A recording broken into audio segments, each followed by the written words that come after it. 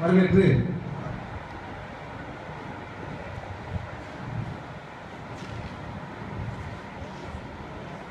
கண்காட்சியை துவங்கி வைக்க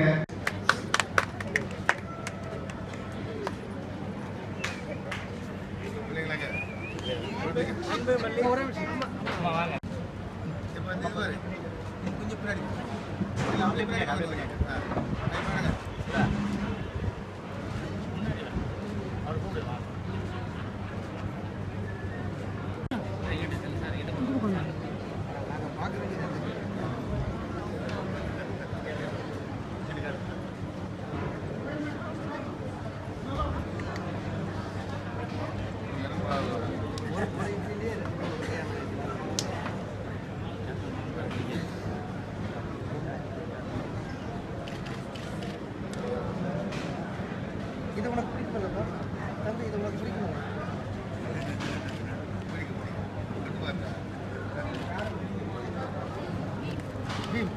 நல்லா இருக்கு பாரு. இது என்னது?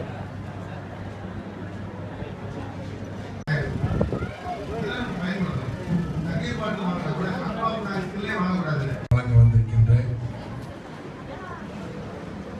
முன்னாள் தமிழக அரசின் செயலாளர் ஐயா ஹரிபாஸ்கர் அவர்களே, சமையல் கலை அறிஞர்களே, தோழர்களே, பெரியோர்களே, தாய்மார்களே, அனைவருக்கும் அவருக்கு நன்றி வந்தவர். இங்கே சமையல்கல சங்க தலைவர் அவர்கள் சொன்னது போல ஒரு சாதாரண ஒரு ஆட்டோ தொழிலாளியாக இருந்த இனியவன் அவர்கள் இந்த தமிழ்நாட்டுக்கு உலகத்துக்கு பூரா இனிய பல்வகையான யுக்திகளை தருகின்ற ஆற்றலை படைத்தவராக இன்றைக்கு மாறியிருக்கின்றார். அவருடைய இந்த இட்லி கண்காட்சி என்பது இன்னும் இட்லியா என்று கேட்கின்ற அளவுக்கு இருக்கக்கூடிய உணவை எல்லோரும் ஏற்றுக்கொள்ளக்கூடிய இட்லி தான். இதுக்கே இவ்வளவு விஷயம் இருக்கு,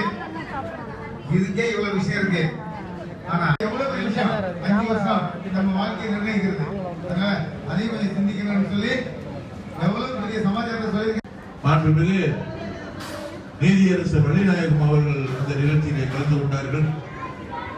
அந்த நிகழ்ச்சியிலே நான் சமையல் தொழிலாளர் சங்கத்தினுடைய மாநில தலைவர் என்ற முறையில் ஒரு சமையல் தொழிலாளியை பாராட்ட வேண்டும், ஊக்கப்படுத்த வேண்டும், வளர்க்க வேண்டும் என்ற எண்ணத்தோடு நோக்கத்தோடு நான் எனது பொதுச் செயலாளர் திரு சாம்பசிவம் அவர்களுடன் கலந்து பேசினேன்.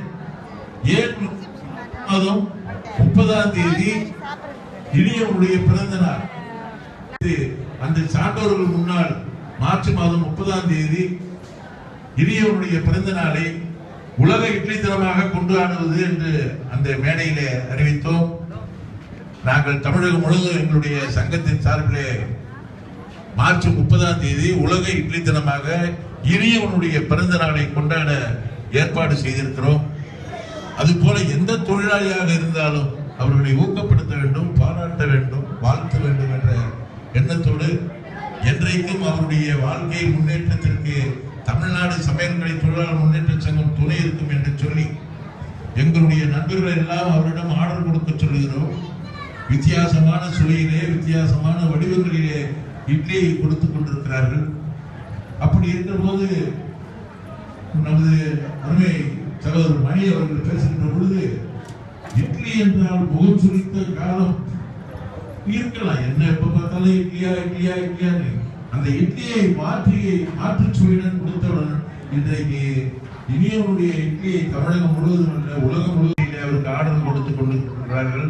பெங்களூருக்கு போய் செய்து கொடுத்திருக்கிறார், உலக சாதனை படித்துக் கொண்டிருக்கிறார், கின்னஸிலே இடம்பெற இருக்கின்றார். அவர் டாக்டரேட் பட்டம் வாங்கியிருக்கார், அவர் சமையல் தொழிலாளி டாக்டர் பட்டம் வாங்கியிருக்கிறார் என்று சொன்னால் எங்களுக்கெல்லாம் ரொம்ப பெருமையாக இருக்கிறது. ஒரு சமையல் தொழிலாளிக்கு டாக்டர் பட்டம் கொடுத்திருக்கிறார் என்று சொன்னால் நாங்கள் அதை பெருமையாக பாராட்டி வாழ்த்துகிறோம். இன்றைக்கு கின்னஸ் சாதனைக்கு முயற்சி செய்து கொண்டிருக்கிறார்கள். இங்கே இருக்கக்கூடிய நண்பர்கள், பெரியவர்கள் அனைவரும் உங்கள் இல்லங்களிலே நடக்கக்கூடிய நிகழ்ச்சிக்கு இனியன் அவர்களை அழைத்து இட்லி ஆர்டர் கொடுக்க வேண்டும். அவருடைய தொலைபேசி நம்பர் இங்கே கொடுக்கப்பட்டிருக்கிறது. எனவே அவரை வாழ்த்தி ஊக்கப்படுத்தி இன்னும் மேலும் மேலும் வளர வேண்டும் என்று இந்த நேரத்திலே வாழ்த்தி வாய்ப்புக்கு நன்றி கூறி விடைபெறுகிறேன். நன்றி, வணக்கம். நன்றி ஐயா. இங்கே சிறப்பு அழைப்பாளராக வர இருந்திருக்கும் தந்தை பெரியார் திராவிடர் கழக பொதுச் செயலாளர் ஐயா ராமகிருஷ்ணன் அவர்களையும் வருக வருக என அன்போடு வரவேற்று இட்லி கண்காட்சியை துவக்கி வைக்க ஐயா என் ஹரிபாஸ்கர் அவர்களையும் ஐயா ராமகிருஷ்ணன் அவர்களையும் எம்ஜி ராஜாமணி ஐயர் அவர்கின்றோம்.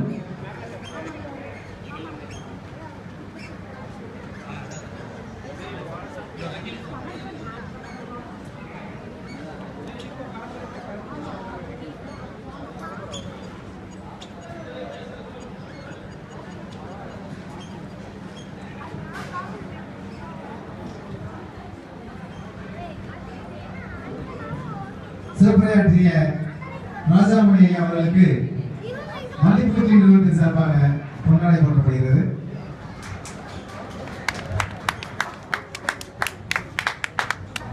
சிறப்புரையாற்றிய வடசென்னை மாவட்ட தலைவர் ஐயா மேசையம் மணி அவர்களுக்கு மல்லிப்பூ தமிழ்நாடு செவிலியர் தொழிலாளர் சங்க மாநில பொதுச் செயலாளர் ஐயா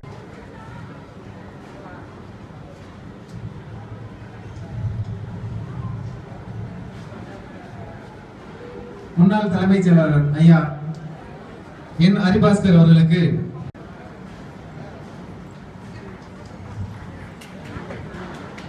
தந்தை பெரியார் திராவிடர் கழக பொதுச் செயலாளர் ஐயா ராமகிருஷ்ணன் அவர்களுக்கு பொன்னாடை போற்றப்படுகிறது.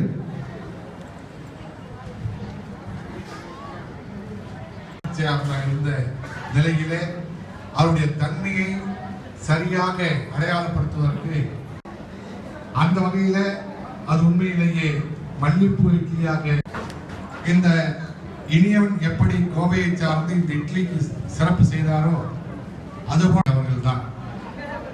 எப்படி என்று சொன்னால் 50 ஆண்டுகளுக்கு முன்னால் இட்லி கருப்பு உளுந்த அதிலிருந்து பிரிச்சு அந்த உளுந்த தனியாட்டி இட்லியை ஆட்டுவதற்கு கிரைண்டர் கண்டுபிடிச்சார்.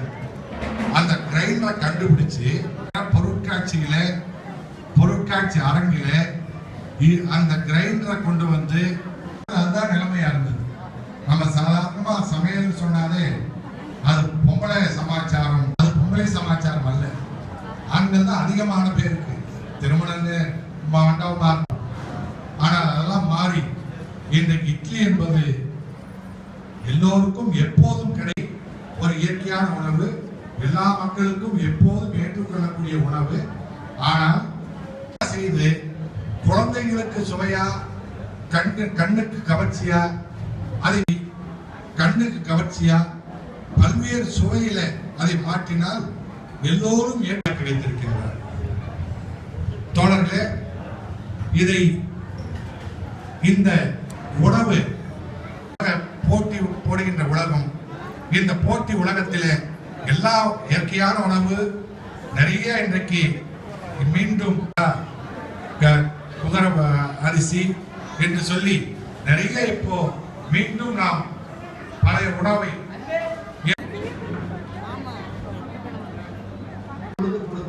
இதுதான் இட்லியோட ரகசியம். இட்லியோட ரகசியம்னா ஒவ்வொரு வெயில் நாள் வந்துச்சுன்னா அரைச்சிங்க, மிக்சில போட்டு அரைச்சிங்க, மாவுல கலக்குங்க, பைனாப்பிள் போட்டீங்க, இதெல்லாம் போடுங்க, தேன் அரிடியஸ் போட்டு கலக்கி பைனாப்பிள் இட்லியா பண்ணி கொடுங்க, அழகா சாப்பிடுமே அப்படிங்கிற ஒரு மெசேஜ் உங்ககிட்ட சொல்லணும் அப்படிங்கிறதுக்காகவும் இந்த கண்காட்சி பண்ணியிருக்கோம். இட்லி, கம்பு இட்லி, சோள இட்லி, சிறுதானி idli, chocolate idli, orange idli, apple idli, இப்படி எந்த இட்லி வேணாலும் நீங்க செஞ்சுட்டே இருக்கீங்க. பீஸா கேட்டாங்களா, வீட்டுல கேட்கறாங்களா, செஞ்சு தரப்பா. மதியான கூட்டு பொரியல் மிச்சம் இருந்து நல்ல நிலையில இருந்தா நீங்க சொல்ற குழந்தைகளோட எண்ணத்தை மாற்ற முடியும். அந்த குழந்தைகளுக்கு பிடிச்ச மாதிரி மனிதர்களின் சுவையை செஞ்சு கொடுக்க முடியும்.